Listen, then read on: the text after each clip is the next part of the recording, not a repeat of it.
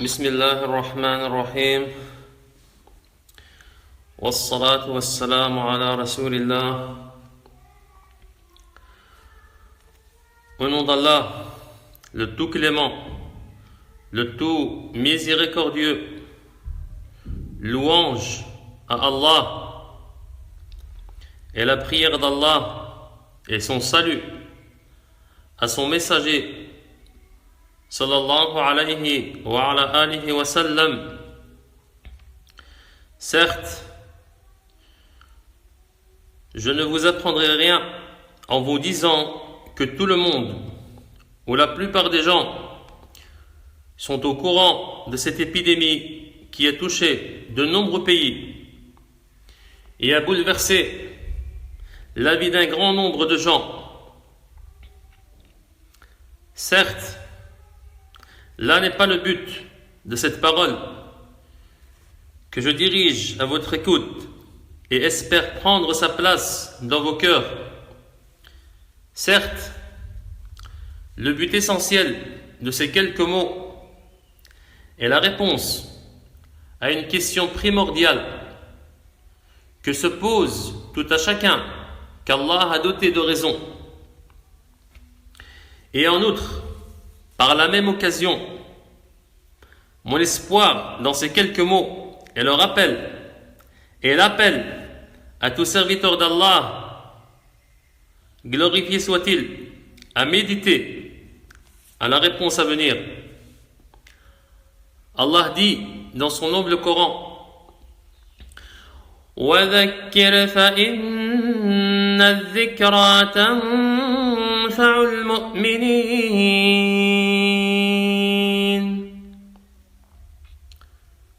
Allah dit dans ce verset: rappel. Certes, le rappel est bénéfique pour les croyants. Et par le verset précité, nous clôturons cette introduction et entamons la réponse à la question attendue. Question qui dit: certes, cette épidémie mondiale est une créature parmi les créatures du Seigneur de l'univers, glorifié soit-il, subhanahu wa ta'ala. Mais quelle est la sagesse essentielle qui se cache derrière cette épidémie? Certes, Allah, glorifié soit-il, a créé cette épidémie. Mais nul doute que derrière cette épidémie se cache une sagesse grandiose d'Allah, glorifié soit-il. Quelle est-elle? La réponse se trouve dans le Coran. Si tu ouvres ce livre saint, ce noble livre, tu trouves ou tu vois que Allah a dit: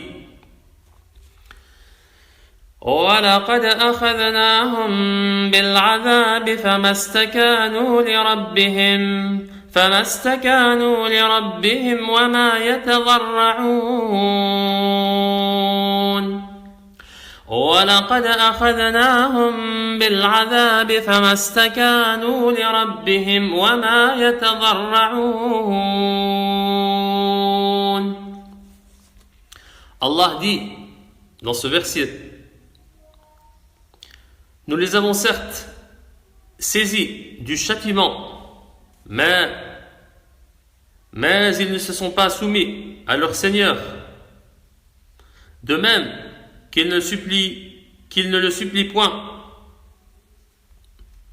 Nous les avons saisis, ou nous les avons certes saisis, Allah dit dans ce verset, nous les avons certes saisis du châtiment, mais ils ne se sont pas soumis à leur Seigneur, de même qu'ils ne le supplient point. Ce verset nous informe une information claire et nette que la sagesse essentielle qui se trouve dans le châtiment d'Allah dans ce bas monde est de se soumettre au commandement d'Allah, glorifié soit-il, de se repentir auprès de lui, glorifié soit-il, et de se réfugier à lui en implorant son secours. Ceci est une sagesse grandiose dans ce que Allah Azza wa Jal envoie comme châtiment dans ce bas monde, afin que les gens retournent à leur Seigneur, qu'ils se repentissent à Allah. Et dans le sens de ce verset, ce que Allah a dit dans un autre endroit de son noble livre, en disant ظهر الفساد في البر والبحر بما كسبت أيدي الناس ظهر الفساد في البر والبحر بما كسبت أيدي الناس ليذيقهم بعض الذي عملوا لعلهم يرجعون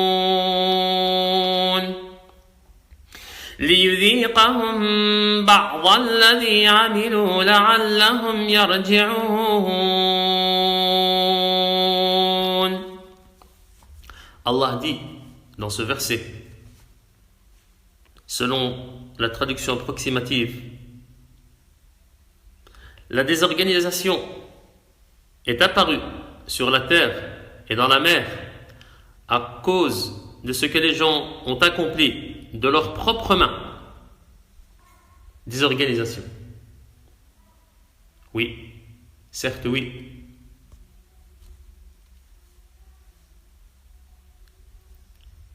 Quelle est la cause?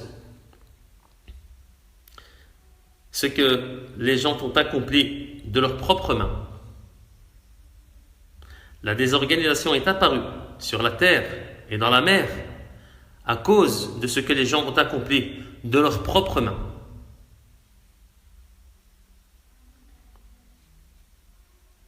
Combien de péchés nous accomplissons jour et nuit? Quand un châtiment vient, on se pose la question. Pourquoi est-ce qu'on ne se pose pas la question avant? Nous désobéissons à Allah Azza wa Jal jour et nuit. Nous commettons des péchés et des actes interdits jour et nuit. Pourquoi nous ne remettons pas en question? Nous ne revenons pas à Allah Azza wa Jal. Dans ce verset, Allah dit: la désorganisation est apparue sur la terre et dans la mer à cause de ce que les gens ont accompli de leurs propres mains. Quelle est la sagesse derrière cette désorganisation? Afin qu'Allah leur fasse goûter une partie de ce qu'ils ont œuvré. Peut-être, ici, la sagesse d'Allah Azza wa Jal, dans ce qu'il envoie, dans cette épidémie. Peut-être reviendront-ils vers Allah. Et Allah, glorifié soit-il, dit dans une autre sourate: وَلَنُذِيقَنَّهُمْ مِنَ الْعَذَابِ الْأَدْنَى دُونَ الْعَذَابِ الْأَكْبَرِ لَعَلَّهُمْ يَرْجِعُونَ وَلَنُذِيقَنَّهُمْ مِنَ الْعَذَابِ الْأَدْنَى دُونَ الْعَذَابِ الْأَكْبَرِ لَعَلَّهُمْ يَرْجِعُونَ.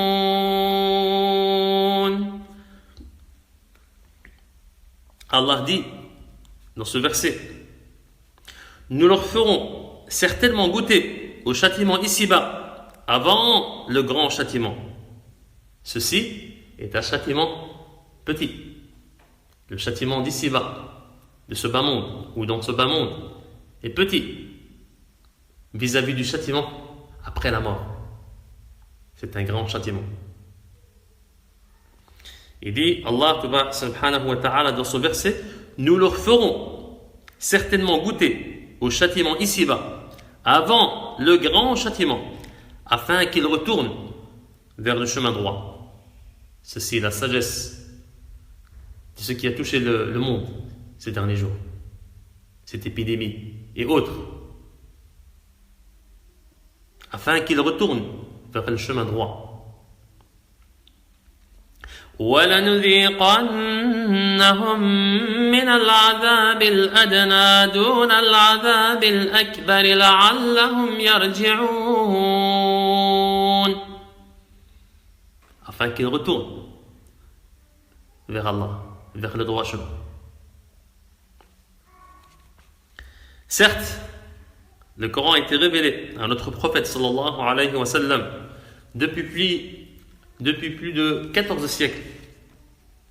Mais toute personne dotée de raison reconnaît que le sens des quelques versets précités englobe la situation qui se déroule dans le monde au jour d'aujourd'hui, comme si le Coran a été révélé aujourd'hui. Tu lis le Coran et tu vois des versets qui se déroulent dans ta vie, au cours de ta vie, comme si maintenant il était révélé aujourd'hui, alors que toute personne sait que le Coran a été révélé à notre prophète sallallahu alayhi wa sallam avant plus de 14 siècles. Ça, c'est une baraka du Coran.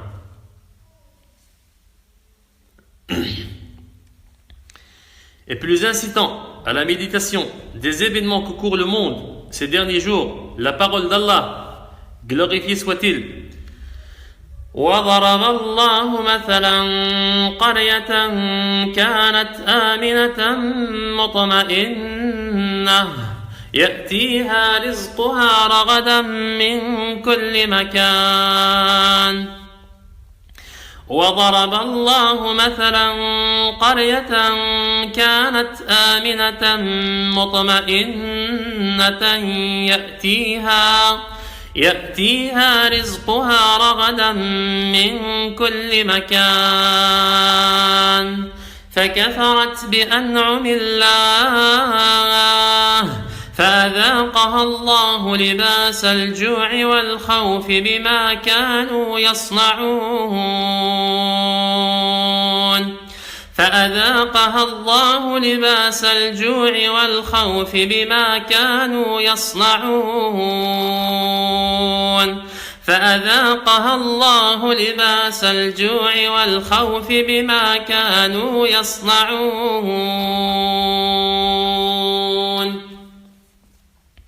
Allah dit dans ce verset, et Allah propose en parabole une ville qui était en sécurité, tranquille. Regarde l'image, si tu es dans ce verset. Médite sur cette image. Allah propose en parabole une ville qui était en sécurité, tranquille. Sa part de nourriture lui venait de partout en abondance. Quand tu lis ce verset, tu te rappelles.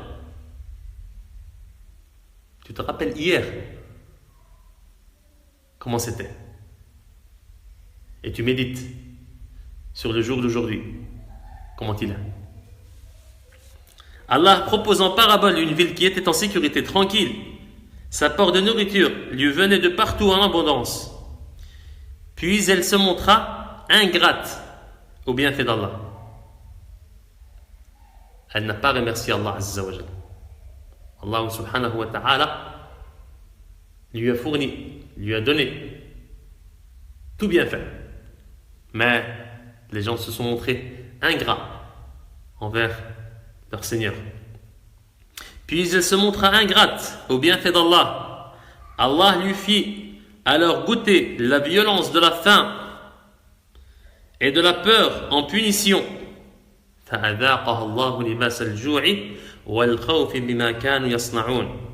Pourquoi Allah lui fit goûter la violence de la faim et de la peur. La peur, tout le monde a peur. Beaucoup de gens ont peur.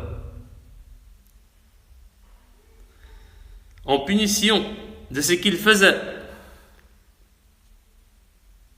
Parce que ils ont fait beaucoup de péchés. Beaucoup de mauvaises actions, jour et nuit.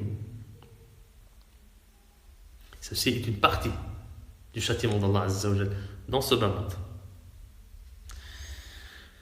Certes, l'image citée dans ce verset prête à méditer fortement sur la situation de chacun d'entre nous et nous met en garde des fruits que chacun récolte en fonction de son ingratitude, en fonction de son ingratitude au bienfait d'Allah Azza wa Jal.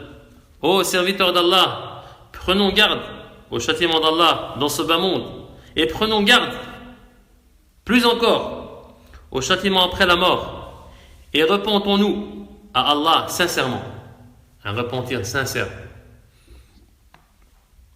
Allah glorifie soit-il dit dans le noble Coran: قل يا عبادي الذين أسرفوا على أنفسهم لا تقنطوا قل يا عبادي الذين أسرفوا على أنفسهم لا تقنطوا من رحمة الله إن الله يغفر الذنوب جميعا إنه هو الغفور الرحيم وأنيبوا إلى ربكم وأسلموا له من قبل أن يأتيكم العذاب ثم لا تنصرون واتبعوا أحسن ما أنزل إليكم من ربكم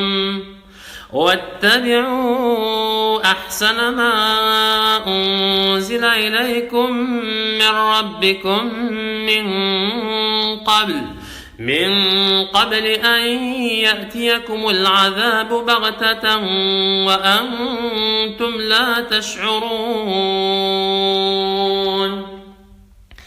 أن تقول نفس يا حسرة على ما فرطت في جنب الله وإن كنت لمن الساخرين. Allah dit dans ces quelques versets, dit ô mes serviteurs qui avez commis des excès à votre propre détriment, ne désespérez pas la miséricorde d'Allah. Ne désespérez pas de la miséricorde d'Allah, car Allah pardonne tous les péchés. Oui, c'est lui le pardonneur, le très miséricordieux. Et revenez, repentant, à votre Seigneur, et soumettez-vous à lui avant que ne vous vienne le châtiment, et vous ne recevrez alors aucun secours. Que nous nous repentons le plus vite possible, que nous retournons le plus vite possible à notre Seigneur. Peur qu'il nous arrive ou qu'il nous saisisse d'un châtiment dans l'au-delà ou après la mort. Et soumettez-vous à lui avant que ne vous vienne le châtiment et vous ne recevrez alors aucun secours. Et suivez la meilleure révélation qui vous est descendu de la part de votre Seigneur, avant que le châtiment ne vous vienne soudain, avant que le châtiment ne vous vienne soudain, sans que vous ne le pressentiez, avant qu'une âme ne dise « Malheur à moi pour mes manquements envers Allah, car j'ai été certes parmi les railleurs. » Subhanakallahumma wa bihamdik, ashhadu an la ilaha illa ant, astaghfiruka wa atubu ilayk.